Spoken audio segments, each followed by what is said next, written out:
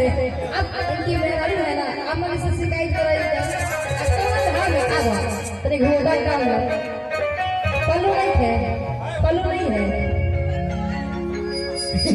तेरे हमारी से एक शिकायत करा अपना मर्द जी के अब हाँ में आवा अपनी आई गाय करूँगा कितना अच्छा लगे आप गाइए कि हमारे के लगे हमारे और लमा असुता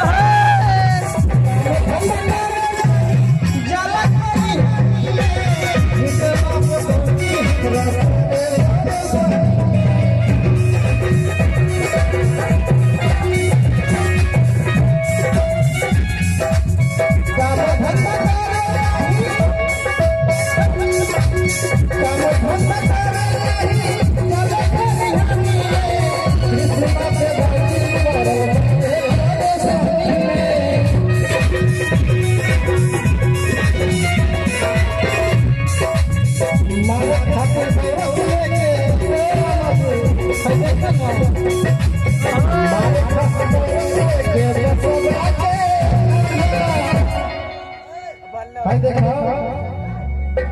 दोनों साथ साथ तो बहुत भरा बा बहुत कने कमर हिला के हमारे खातिर दौड़ से लेके बसवा